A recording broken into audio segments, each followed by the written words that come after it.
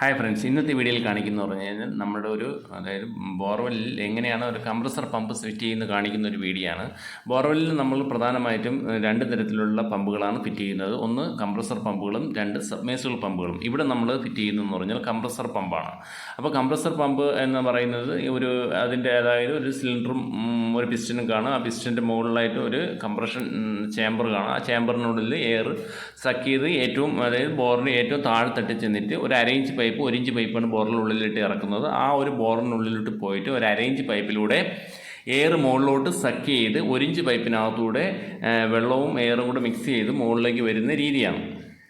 സാധാരണ രീതിയിൽ വേറെ പമ്പെന്ന് പറഞ്ഞാൽ സബ്മേഴ്സിബിൾ പമ്പാണ്. ഈ സബ്മേഴ്സിബിൾ പമ്പുകളെന്ന് പറഞ്ഞു കഴിഞ്ഞാൽ നമ്മൾ സാധാ ഓപ്പൺ വെല്ലിൽ വെക്കുന്ന പോലത്തെ പമ്പുകളിൽ വെർട്ടിക്കൽ പോർഷനിലുള്ള പമ്പുകളാണ്. അപ്പോൾ ഇത് പ്രധാനമായിട്ട് അതിനകത്ത് ഇതായത് ഇമ്പില്ലർ സ്റ്റേജ് രീതിയിലാണ് വരുന്നത്. ഇമ്പില്ലർ ഒരു 10-11 അങ്ങനെ രീതിയിൽ സ്റ്റേജ് രീതിയിലാണ് വരുന്നത്. അത് സാധാരണ വെള്ളം സക്ക് ചെയ്തെടുക്കുന്ന രീതിയുമാണ് ചെയ്യുന്നത്. അപ്പോൾ ഇവിടെ നമ്മൾ കംപ്രസർ പമ്പുകളാണ് വയ്ക്കുന്നത്. ഇതൊരു മോണോബ്ലോക്ക് പമ്പാണ്. 200 അടി ഫീറ്റുള്ള ഒരു കംപ്രസറാണ്, അത് ഒരു ബോർവെല്ലാണ് അടിച്ചിരിക്കുന്നത്. അപ്പോൾ നമ്മൾ ഏകദേശം 250 അടിയുള്ള അത്രയും കപ്പാസിറ്റിയുള്ള കംപ്രസർ പമ്പുകളാണ് സെലക്ട് ചെയ്യേണ്ടത്. അപ്പോൾ 200 അടി നമ്മൾ ഇതിൻ്റെ ബോർവെല്ലിൻ്റെ ടോട്ടൽ ലെങ്താണ്. അതിനുശേഷം നമ്മൾ ബിൽഡിങ്ങിൻ്റെ മേലോട്ട് കയറുന്ന ഒരു 20 അടി കൂടെ ആഡ് ചെയ്ത് നമ്മൾ മൊത്തത്തിലൊരു 250 അടിയുടെ ഒരു മോണോബ്ലോക്ക് കംപ്രസർ പമ്പാണ് ഇവിടെ സെലക്ട് ചെയ്തിരിക്കുന്നത്. അതിനുശേഷം നമുക്കിനി ഇതിൻ്റെ ലെങ്ത് അളക്കണം. അപ്പോൾ 200 അടിയുള്ള ഇതിന് നമ്മൾ ഗൂഗിളിൽ ജസ്റ്റ് ഒന്ന് സെർച്ച് ചെയ്ത് കഴിഞ്ഞാൽ നമുക്ക് അതായത് ഒരു 60 മീറ്റർ ആണ് നമ്മൾ ഇത് വേണ്ടത്. 60 മീറ്റർ 1 ഇഞ്ച് പൈപ്പാണ് നമുക്കിത് എടുക്കേണ്ടത്. അപ്പോൾ 60 മീറ്റർ എടുത്തതിന് ശേഷം എല്ലാത്തിലും നമ്മൾ ഇത് ഇത്തരത്തിലുള്ള ഹീറ്റിംഗ് ഗൺ ഉപയോഗിക്കുകയോ അല്ലെങ്കിൽ പേപ്പർ രീതിയോ ഏത് രീതിയിലാണ് ഉപയോഗിച്ച് ഇത്തരത്തിലുള്ള സോക്കറ്റുകൾ അടിക്കുക. കപ്ലിംഗ് അടിക്കുമ്പോൾ നമുക്ക് കുറച്ച് അകത്തോട്ട് കയറ്റി വേണം അടിക്കാൻ, കാരണം ഇത് ലോഡ് വരുന്നത് കൊണ്ട് തന്നെ നല്ല രീതിയിൽ തന്നെ അടിക്കുക. അപ്പോൾ നമ്മളിവിടെ ഇത്തരത്തിൽ ഹീറ്റിംഗ് ഗണ്ണ് ഉപയോഗിച്ചാണ് അടിക്കുന്നത്. അപ്പോൾ എല്ലാ പൈപ്പിലും ഒരു തലയിൽ സോക്കറ്റ് അടിക്കുക.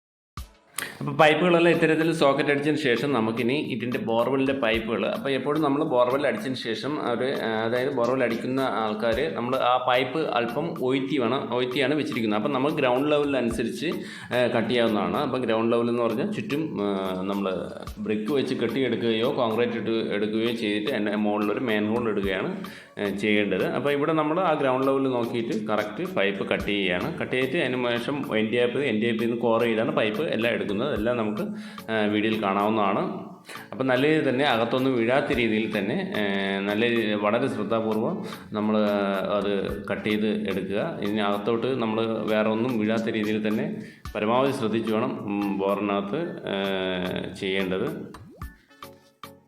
പിന്നെ നമ്മൾ അടുത്തായിട്ട് കംപ്രസർ പമ്പ് മാർക്ക് ചെയ്തതിന് ശേഷം 2 സൈഡിലായിട്ട് റാക്ക് ബോൾട്ട് ഫിറ്റ് ചെയ്യുന്നത്. അപ്പോൾ നമ്മളിവിടെ കോൺക്രീറ്റ് ഇട്ട് സെറ്റ് ചെയ്ത് വെച്ചിരിക്കുന്നത്. കോൺക്രീറ്റ് തലേദിവസം ഇട്ട് നല്ല രീതിയിൽ തന്നെ സെറ്റ് ചെയ്ത് സിമൻറ്റ് കൂട്ടി ഇട്ടാണ് ചെയ്തിരിക്കുന്നത്. കാരണം കംപ്രസർ പമ്പ് ആയതുകൊണ്ട് ഷേക്ക് വരാനുള്ള ചാൻസ് കൂടുതലുള്ളതുകൊണ്ട് നമ്മൾ നല്ല രീതിയിൽ തന്നെയാണ് സെറ്റ് ചെയ്തിരിക്കുന്നത്. അപ്പോൾ റാക്ക് ബോൾട്ടാണ് നമ്മൾ ഇത് സെറ്റ് ചെയ്തിരിക്കുന്നത്. അപ്പോൾ 2 സൈഡിലും ആ ബോൾട്ട് ടൈറ്റ് ചെയ്യാവുന്നതാണ്. റാക്ക് ബോൾട്ട് ആകുമ്പോൾ നല്ല ഒരു ജെർക്കിങ് ഒന്നും വരത്തില്ല. അപ്പോൾ നല്ല രീതിയിൽ തന്നെ ഫിറ്റായി ഇരിക്കും. അപ്പോഴിവിടെ നമ്മൾ റാക്ക് ബോൾട്ട് ഇട്ട് സെറ്റ്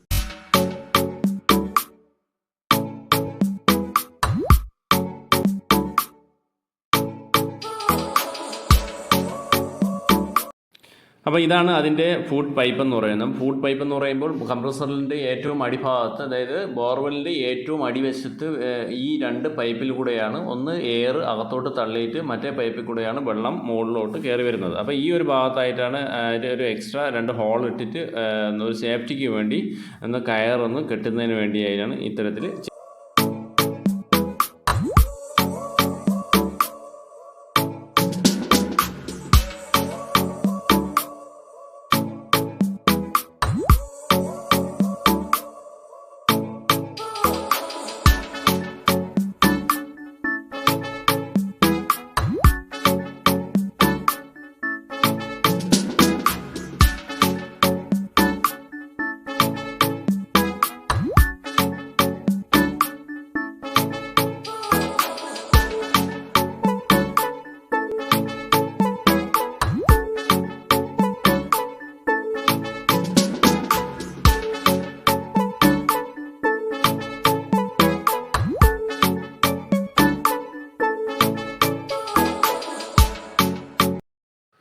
ഇപ്പോൾ ബോറിലേക്ക് നമ്മൾ പരമാവധി പൈപ്പുകൾ ഇറക്കി ഇപ്പോൾ വെച്ചിരിക്കുകയാണ്. അപ്പോൾ ഏറ്റവും അടിവശത്താണ് പൈപ്പ് ഇരിക്കുന്നത്. നമ്മൾ കുറച്ച് മുകളിലോട്ട് കയറ്റി വയ്ക്കുന്നത്, ഏകദേശം ഒരു 3 അടിയോളം 3-4 അടിയോളം നമുക്ക് മുകളിലോട്ട് കയറ്റി വയ്ക്കണം. സബ്മേഴ്സൽ പമ്പുകളാണെങ്കിൽ കുറച്ച് ഒരു 2 മീറ്ററോളം ഹൈറ്റ് ചെയ്ത് വെക്കണം. അപ്പോൾ ഇത് നമുക്കൊരു 3 അടിയോളം ഹൈറ്റ് ചെയ്ത് വെച്ചാൽ മതിയാവും.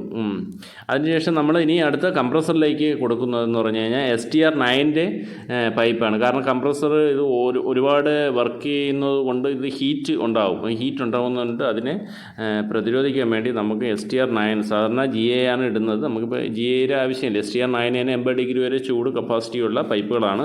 അപ്പോൾ STR9നുള്ള അതേ പൈപ്പുകളും അതേ ഫിറ്റിങ്സുമാണ് നമ്മളിവിടെ ഉപയോഗിക്കുന്നത്. ഇവിടെ ഒരു 3/4 അരയുടെ ഒരു റെഡ്യൂസർ ഇട്ട് നമ്മൾ ഫിറ്റ് ചെയ്തതിന് ശേഷം ഏറ്റവും, അതായത് 1/2 ഇഞ്ച് പൈപ്പിൽ നിന്ന് ഇതിലോട്ട് ഒരു റെഡ്യൂസർ ഇട്ടാണ് നമ്മൾ ഫിറ്റ് ചെയ്യുന്നത്.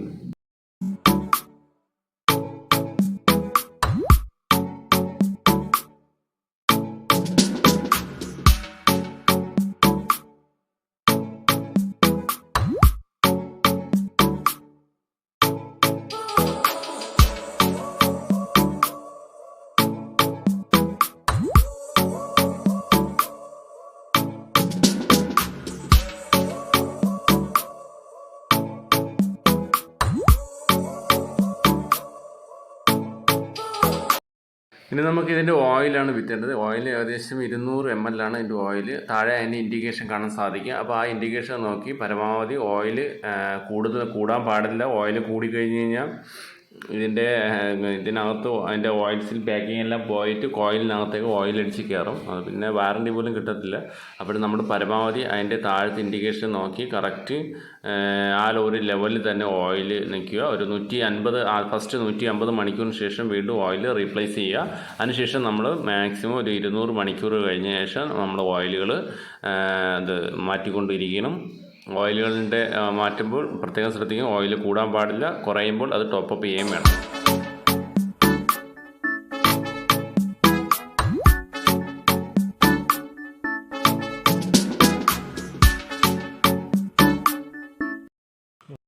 ഇനി നമ്മൾ ഈ കംപ്രസർ ഓൺ ചെയ്യാൻ പോവുകയാണ്.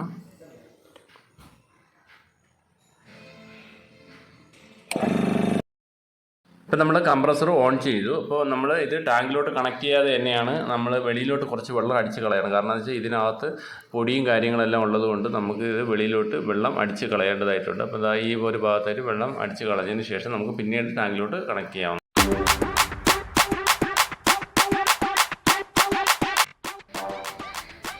അപ്പോൾ ഇത്തരത്തിലുള്ള വീഡിയോകൾക്ക് ഈ ചാനൽ മറക്കാതെ സബ്സ്ക്രൈബ് ചെയ്ത് തൊട്ടടുത്തുള്ള ബെല്ലൈക്കൻ കൂടി എനേബിൾ ചെയ്യുക. Thank you.